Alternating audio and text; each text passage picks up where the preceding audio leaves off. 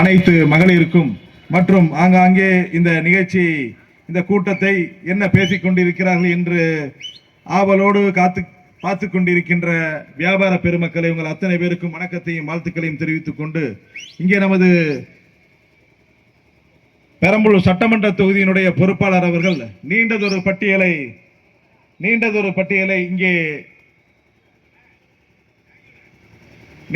பட்டியலை என்னென்ன சாதனைகள் எல்லாம் நாம் செய்திருக்கிறோம் என்று இங்கே பட்டியலிட்டு சென்றிருக்கிறார். அதையெல்லாம் நான் திருப்பி சொல்ல வேண்டிய அவசியம் இல்லை. ஏனென்றால் தொடர்ந்து திராவிட முன்னேற்ற கழக அரசு உங்களுக்கான பல்வேறு சாதனைகளை செய்து கொண்டிருக்கிறது. அதை நீங்கள் கண்கூட பார்த்து வருகிறீர்கள்.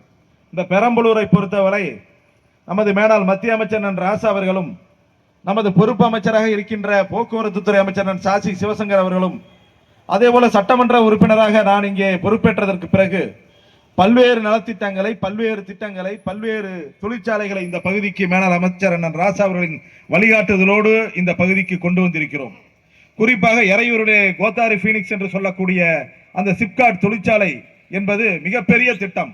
ஒரே ஆண்டிலே துவக்கப்பட்டு ஒரே ஆண்டிலே உற்பத்தியை துவக்கிய அரசு திராவிட முன்னேற்ற கழக அரசு. ஏற்கனவே 2006-11 இந்த பகுதியிலே MRF தொழிற்சாலையை கொண்டு வந்த அரசு திராவிட முன்னேற்ற கழக அரசு.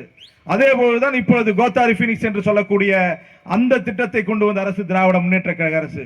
அதே போலதான் பாடாலூரிலே புதிய எவர்வான் கோத்தாரி என்று சொல்லக்கூடிய 5000 கோடி திட்டத்திலே புதிய காலனி பூங்காவை கொண்டு வர இருக்கின்ற அரசு திராவிட முன்னேற்ற கழக அரசு. வேலை வாய்ப்பு இல்லை என்ற சூழ்நிலையை மாற்றக்கூடிய அரசாக திராவிட முன்னேற்ற கழக அரசு செயல்பட்டு வருகிறது. எனவேதான் தமிழகத்தினுடைய முதலமைச்சர் தளபதி மு.க. ஸ்டாலின் அவர்கள் மீண்டும் திராவிட முன்னேற்ற கழக அரசு தான் அமையும், மீண்டும் 2.0 என்று சொல்லக்கூடிய அந்த அரசு தான் அமையும் என்ற அந்த திட்டவட்டமாக அவர் தெரிவித்து வருகிறார். பெரம்பலூர் நகராட்சியை பொறுத்தவரை மிகச்சிறந்த நகராட்சியாக, பெரம்பலூரிலே பல்வேறு திட்டங்களை மக்களுக்கு கொண்டு வரக்கூடிய நகராட்சியாக மிகச்சிறந்து செயல்பட்டு கொண்டிருக்கிறது.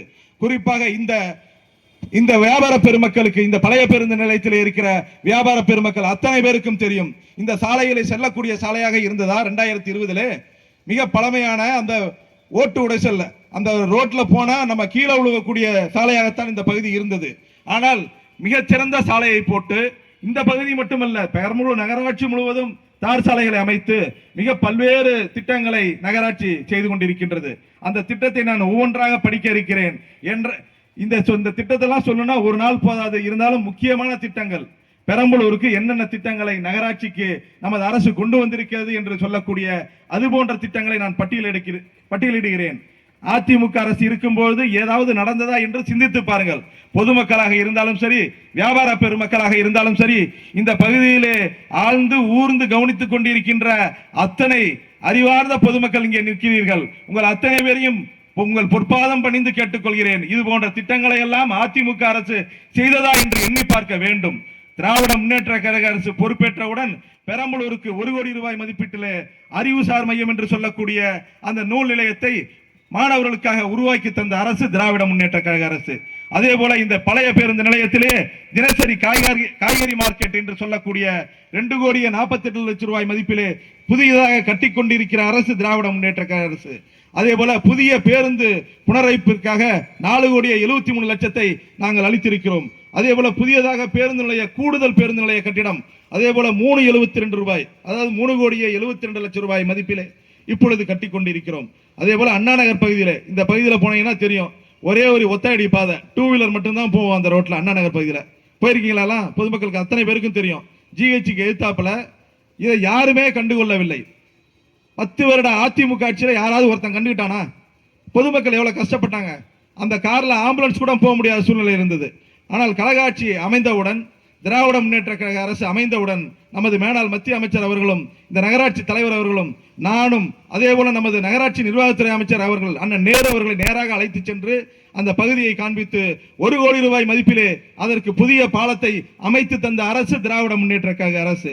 அதே போல துறையூர் சிலையில இப்ப நீங்க போகும்போது பார்க்கலாம், துறையூர் சாலையிலே 40 லட்சம் ரூபாய் மதிப்பீட்டிலே உயர் மின் கோபுர விளக்குகள் அமைத்த அரசு. சட்டமன்ற உறுப்பினர் நிதியிலிருந்து ரூபாய் 40 லட்சத்தை நான் அளித்திருக்கிறேன்.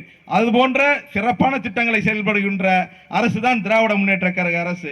அதே போல ஒவ்வொரு சாலை வசதி, இந்த ரோட்ல போட்டு இந்த தார் ரோடு போட்டிருக்கோம் இல்லையா, கிட்டத்தட்ட 50 கோடி ரூபாய் மதிப்பு. நீங்க போய் பாருங்க, எந்த தெரு வேணாலும் பாருங்க. நான் கூட இன்னைக்கு இந்த மௌலானா அந்த பின்னாடி ஒரு தெரு இருக்கு, என்ன தெரு, நம்ம தெரு பின்னாடி பிஎஸ்என்எல் ஆஃபீஸ் வழியா போனோம்னா அங்காய் கோயில் தெரு. அங்காய் கோயில் தெரு இன்னைக்கு போனேன், தற்செயலாக இந்த இப்படி சுற்றி வர முடியாத அளவுக்கு அங்காய் கோயில் வழியா போனேன்.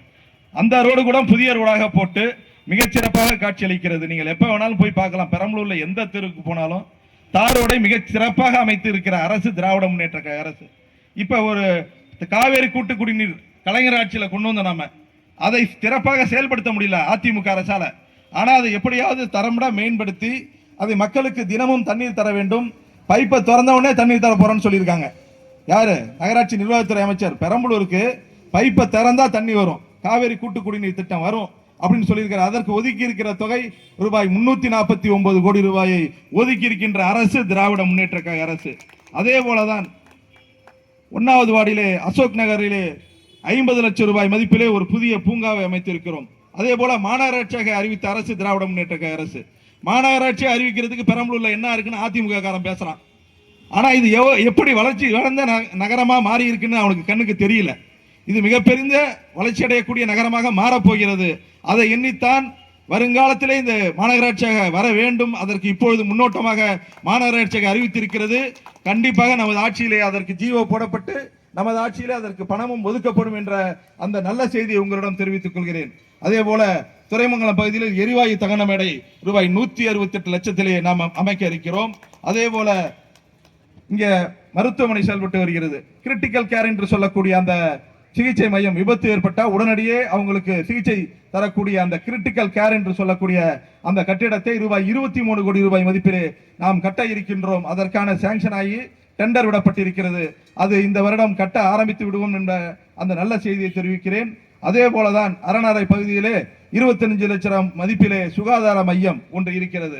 அதே போல அரணாரை பகுதியிலே புதிய பள்ளி கட்டிடம் கட்டிக்கொண்டு இருக்கிறோம் 53 லட்சம் ரூபாய் மதிப்பிலே. அதே போல நகராட்சியில இந்த பெரம்பலூர் நகராட்சி இதுவரைக்கும் இருந்த நகராட்சி எந்த நகராட்சியிலுமே பள்ளிக்கூடமே இல்லை, எல்லாமே யூனியன் பள்ளியாக தான் இருந்தது.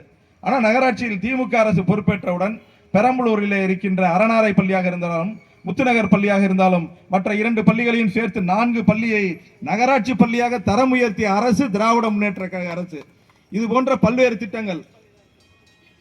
தொடக்கப்பள்ளி மாணவர்களுக்கு காலை உணவு திட்டம் கொடுக்கிறோம். நம்ம தெரியுங்களா? தலைவர் கொடுக்கிறார் இல்லையா? 1ஆம் வகுப்பு முதல் 5ஆம் வகுப்பு வரை படிக்கிற மாணவர்களுக்கு அதை மாணவர்களுக்கு தனியா சமையல் கூடம்னு ஒன்று அமைச்சு 30 லட்சம் ரூபாய் 30 லட்சம் ரூபாய் செலவுல ஒரு கட்டிடம் அமைத்து அந்த இடத்துல சமைச்சு எல்லா ஸ்கூலுக்கும் கொண்டு போய் கொடுக்கிற திட்டத்தை கொண்டு வந்த அரசு நமது திராவிட முன்னேற்ற கழக அரசு. அதே போலதான் 21 வார்டுகளுக்கும் குடிநீர் தொட்டி அமைக்க 21வது வார்டில் 51 லட்சம் ரூபாய் செலவுல ஒரு குடிநீர் தொட்டி ஒன்று அமைச்சிருக்கோம். அரணாரை பகுதியில் நவீன கழிப்பிடம் 25 லட்சம் ரூபாய்.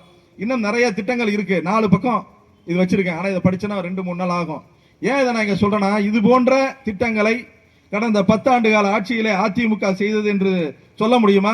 நாங்கள் மார்த்தட்டி சொல்கிறோம், திராவிட கழக அரசு தான் மீண்டும் அமையும் என்று தெரிவித்துக் கொண்டு, இது மட்டும் இல்லைங்க, பெரம்பலூர்ல நீண்ட நாள் கோரிக்கை இந்த புதிய தீயணைப்பு நிலையத்துக்கு கட்டடம் வேணும். எத்தனை பேர் கேட்டிருக்காங்க? எத்தனை அரசு வந்திருக்கிறது? திராவிட முன்னேற்ற கழக அரசு கடந்த காலத்திலும் வந்திருக்கிறது. அதிமுக அரசு 10 ஆண்டுகளாக ஆட்சி செய்தது. ஆனால் இந்த ஆட்சி பொறுப்பேற்றவுடன் 2022 கோரிக்கை வைத்தேன். அந்த கோரிக்கையை மேலாள் மத்திய அமைச்சர் ராசா அவர்கள் மூலமாக தளபதி அவர்களுக்கு எடுத்து சென்று இந்த பகுதிக்கு கிட்டத்தட்ட 4 கோடி ரூபாய் மதிப்பிலே புதிய தீயணைப்பு நிலையம் கட்டிடம் கட்டுவதற்கு அனுமதி வழங்கப்பட்டு இப்பொழுது கட்டிடம் கட்டிக்கொண்டு இருக்கிறோம் என்ற அந்த மகத்தான செய்தியை சொல்கிறேன். அதே போல வேப்பந்தட்டை பகுதிக்கு ஒரு புதிய தீயணைப்பு நிலையம் வேண்டும் என்று 2023 கோரிக்கை வைத்தேன். அதை தமிழக முதல்வர் அவர்கள் வேப்பந்தட்டைக்கு ஒரு புதிய தீயணைப்பு நிலையம் தருவதாக இந்த அறிவிப்பை செய்திருக்கிறார். அதே போல பெரம்பலூருக்கு தாலுகா காவல் நிலையம் வேண்டும் என்று கேட்டோம். செஞ்சேரியிலே இப்போது ஒரு தாலுகா காவல் நிலையம் இயங்கி வருகிறது. அதை தந்தவர் தமிழக முதல்வர் தளபதி மு.க. ஸ்டாலின் அவர்கள். அதே போல பெரம்பலூருக்கு யூனியன் ஆபீஸ் வேண்டும் என்று கேட்டோம். 3 கோடி ரூபாய் மதிப்பிலே புதிய யூனியன் அலுவலகத்தை கொடுத்தவர் தமிழக முதல்வர் தளபதி மு.க. ஸ்டாலின் அவர்கள். ஆலத்தூர் யூனியனுக்கு புதிய யூனியன் ஆபீஸ் வேண்டும் என்று கேட்டோம். அதற்கு புதிய யூனியன் ஆபீஸ் கொடுத்து அங்கும் சிறப்பாக செயல்பட்டு வருகிறது. இது போன்று இந்த சட்டமன்ற தொகுதியில் இந்த பெரம்பலூர் மாவட்டம் முழுவதும் மிக சிறப்பாக பல்வேறு திட்டங்களை செய்து வருகிறோம் என்றால் அது தமிழக அரசினுடைய திராவிட முன்னேற்ற கழக அரசினுடைய சாதனை சாதனை சாதனை என்று தெரிவித்துக் கொண்டு இந்த பகுதியில் இருக்கிற மக்கள் நீங்கள் அதையெல்லாம் நினைத்து பார்த்து வரக்கூடிய 2026 சட்டமன்ற தேர்தலிலே திராவிட முன்னேற்ற கழக வேட்பாளரை வெற்றி பெற வைக்க வேண்டும் என்று கேட்டுக்கொண்டு நமது மேலாள் மத்திய அமைச்சர் அண்ணன் ராசா அவர்களின் கரங்களையும் நமது போக்குவரத்து துறை அமைச்சர் அண்ணன் சாசி சிவசங்கர் அவர்கள் கரங்களையும் வலுப்படுத்த வேண்டும் என்று கேட்டு வாய்ப்பிற்கு நன்றி தெரிவித்துக் கொள்கிறேன். நன்றி, வணக்கம்.